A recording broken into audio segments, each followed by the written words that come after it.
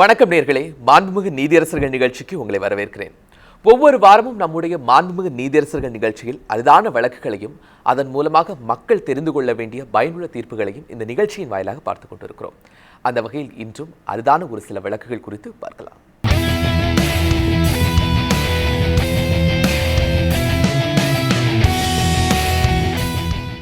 காழ்ப்புணர்ச்சி காரணமாக ஒரு காவல்துறை அதிகாரி பதிந்த ஒரு பொய்யான வழக்கை எதிர்த்து அவர் மீதே வழக்கு தொடக்க முடியுமா? பொய்மையும் வாய்மையிடத்த என்று திருவள்ளுவர் கூறியிருக்கின்றார். திருக்குறள் வேதத்திற்கு இணையாக மதிக்கப்படுகிறது. உலக பொது மறை என்பது திருக்குறளுக்கு இருக்கும் சிறப்புகளில் ஒன்று. அப்படியானால் சில நேரங்களில் பொய் சொல்வதென்பது சத்தியத்திற்கு இணையானது என்று தெரிய வருகிறது. அதன்படி சந்தர்ப்பம் கிடைக்கும் போதெல்லாம் பொய் சொல்லலாமா என்றால் கிடையாது. சாஸ்திரங்களில் 4 சந்தர்ப்பங்களில் மட்டுமே பொய் கூறுவதற்கு அனுமதி வழங்கப்பட்டுள்ளது. ஒரு திருமணம் நிற்கும் நேரத்தில் 1000 பொய் கூட சொல்லலாமாம். அதற்காக திருமணத்திற்காக பேசத் தொடங்கும் போதே பொய்யிலிருந்து தொடங்கக்கூடாது. சில பெண்களிடம் பொய் சொல்லலாமாம். அடிபட இருக்கும் ஒரு விலங்கை பொய் சொல்லி காப்பாற்றலாம். ஓர் உயிரை காப்பதற்காக பொய் சொல்லலாம். இந்த 4 சந்தர்ப்பங்களில் யார் வேண்டுமானாலும் பொய் சொல்வதற்கு அனுமதி அளிக்கப்பட்டுள்ளது சாஸ்திரங்களில்.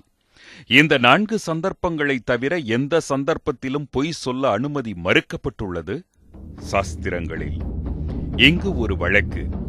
காவல்துறை அதிகாரி புனைந்த பொய்யான குற்றச்சாட்டை எதிர்த்து வழக்கு தொடர முடியுமா?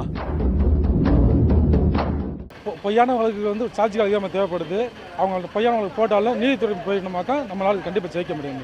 காவல்துறை போட்ட பொய் வழக்கு பாதிக்கப்பட்ட நபர் அவரிடம் தன்னிடம் இருக்கும் சரியான ஆதாரங்களையும் சாட்சியங்களையும் வைத்து நீதிமன்றத்தில் பாதிக்கப்பட்ட காவல்துறை அதிகாரி மீது நடவடிக்கை எடுக்கலாம். காவல்துறை ஒரு மேலே பொய்யான வழக்கு போட்டால் அது தவறான பட்சத்தில் இருக்கும் பொழுது நம்ம மேலே 100% தவறு இல்லை என்றால் காவல்துறை மேலே கண்டிப்பாக நாம் வழக்கு தொடரலாம். இதுபோன்ற ஒரு வழக்கிற்கு நீதிமன்றம் என்ன மாதிரியான தீர்ப்பு வழங்கியிருக்கு? மூத்த வழக்கறிஞர் நீலவேணி அவரிடத்தில் கேட்கலாம்.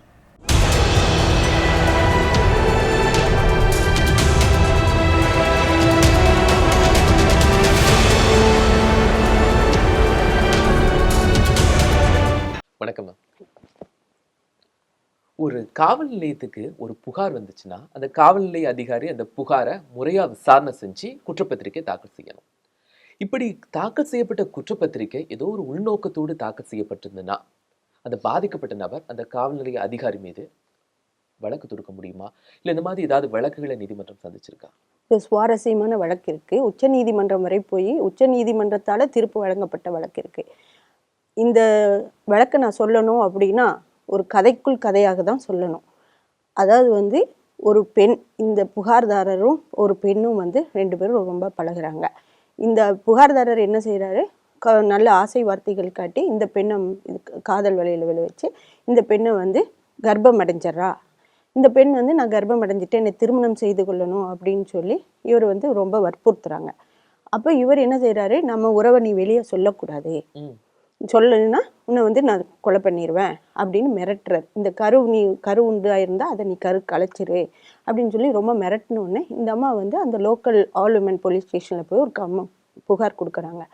அந்த புகாரை விசாரித்த விசாரணை அதிகாரி மருத்துவ சான்றிதழ் பெற்று இந்த ஆணின் மீது ஒரு புகாரை தாக்கல் செய்து ரெஜிஸ்டர் பண்ணி குற்றப்பத்திரிகையும் தாக்கல் செய்கிறார்கள்.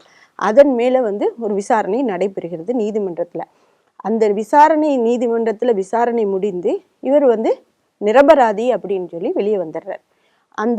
அந்த வழக்கே ஒரு முடிவுக்கு விடுகிறது. அதற்கு பின்னிட்டு இந்த அக்யூஸ்டாக இருக்கிறார் பாருங்க, இந்த வழக்கில் இவர் என்ன செய்கிறாரு, இந்த விசாரணை அதிகாரி மீது தனிநபர் வழக்கு தாக்கல் செய்யலாம். எல்லா வழக்குகளுமே நீதிமன்றத்தில் காவல்துறை மூலமாக தான் தாக்கல் செய்யணுங்கிறது இல்லை. தனியாக நாமளும் நம்மளே புகார்தாரராக சென்று தனியாகவும் வழக்கு தாக்கல் செய்யலாம். அதற்குன்னு சட்டப்பிரிவுகள் இருக்குது. அந்த வகையில் இந்த காவல்துறை அதிகாரி மீது ஒரு வழக்கு தாக்கல் செய்கிறாங்க. அப்போ நீதிமன்றத்தில் ஆஜராகிற அந்த காவல்துறை அதிகாரி என்ன செய்கிறாங்க அப்படின்னா, இந்த வழக்கு தாக்கல் செய்த விதமே தவறு, நான் முறையாகத்தான் இந்த வழக்கை விசாரிச்சிருக்கேன், அதனால என் மேலே எந்த விதமான வழக்கும் தொடர்றதுக்கு இவருக்கு அதிகாரம் இல்லை அப்படின்னு சொல்லி கட்சி செய்யுது. அதனால கீழமை நீதிமன்றம் வந்து இவரோட மனுவை தள்ளுபடி செஞ்சிடறாங்க. இவரை விடாம அடுத்து உயர் நீதிமன்றத்துக்கு போறாரு. உயர் நீதிமன்றமும் என்ன சொல்றாங்க அப்படின்னா, நீ காவல்துறை அதிகாரிகள் மீது வழக்கு தாக்கல் செய்வதற்கு நீதிமன்றத்திற்கு தான் அனுமதி இருக்கு. இதர் நீதிமன்றம் மூலமாக ஒரு வழக்கு தாக்கல் செய்யலாம், அவர்கள் சரிவர அந்த விசாரணை செய்யல அப்படின்னு, அல்லது நீதிமன்ற அலுவலர் அதிகாரி, நீதிமன்ற அதிகாரிகள் இருப்பாங்க பாருங்க, பப்ளிக் ப்ராசிக்யூட்டர்ஸ், அவங்க மூலமா தான் தாக்கல் செய்யலாம். பப்ளிக் சர்வன்ட்ஸ்னாலே நீங்க அப்படிதான் தாக்கல் செய்யணும். தனிநபர் போய் ஒரு காவல்துறை அதிகாரி மீது புகார் செய்ய முடியாது. அதன் அடிப்படையில நாங்க வந்து இந்த மனுவை தள்ளுபடி செய்யறதுதான் சரி அப்படின்னு சொல்லி உயர் நீதிமன்றமும் ஒரு உத்தரவு பிறப்பிச்சார். அதை வந்து எடுத்துட்டு இவரை விடாம உச்ச நீதிமன்றத்திற்கு போறார். உச்ச நீதிமன்றத்திற்கு போனவொன்னு அட்மிஷன்லயே அவங்க வந்து இதை வந்து உச்ச நீதிமன்றம் இந்த வழக்கை வந்து விசாரணை செய்யுது. நீதி அரசர்கள் சதாசிவமும் செல்சியர் அப்படிங்கிறவங்க 2 பேரும் சேர்ந்து விசாரணை, நீதிபதிகள் அமர்வு வந்து விசாரணை செய்யறாங்க.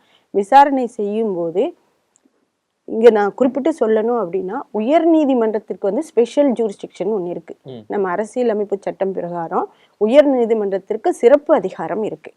அந்த சிறப்பு அதிகாரத்தின் மூலமாக இதை விசாரணை செய்திருக்க வேண்டும் அப்படிங்கிற நோக்கத்துல உச்ச நீதிமன்றம் பார்க்குது. உயர் நீதிமன்றம் சிறப்பு அதிகாரத்தை பயன்படுத்தாமல் இந்த வழக்கை வந்து இந்த மனுவை தள்ளுபடி செய்திருக்க கூடாது அப்படின்னு சொல்லி முடிவு பண்ணாங்க.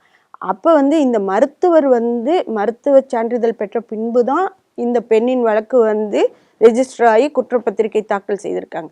அந்த மருத்துவ சான்றிதழ்ல வந்து இந்த மனுதாரரோட மனுவுல என்ன சொல்றாங்க அப்படின்னா, மருத்துவ சான்றிதழே இந்த காவல்துறை அதிகாரி, விசாரணை அதிகாரி வந்து அதை கரெக்ட் பண்ணிட்டாங்க, அந்த அம்மா கர்ப்பம் இல்லைங்கிறத கர்ப்பமா இருக்கிற மாதிரி காமிச்சிருக்கிறாங்க அப்படின்னு சொல்லி ஒரு முன் வைக்கிறாங்க.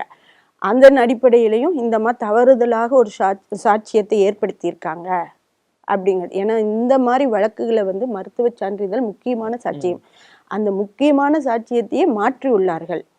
சாட்சியத்தை மாற்றினாலோ தவறான ஒரு சாட்சியம் நீதிமன்றத்தில் நீங்க கொடுத்தாலோ இல்ல சாட்சியத்தை கொண்டு வந்தாலோ அது எல்லாமே தண்டனைக்குரியது. சாட்சியங்கள் முறையானதா இல்லையான்னு பாக்குறதுக்கு உச்ச நீதிமன்றம் இல்லை. அதனால உச்ச நீதிமன்றம் என்ன சொல்றாங்க அப்படின்னா, உயர் நீதிமன்றத்திற்கு சிறப்பு ஒரு அதிகாரம் உண்டு.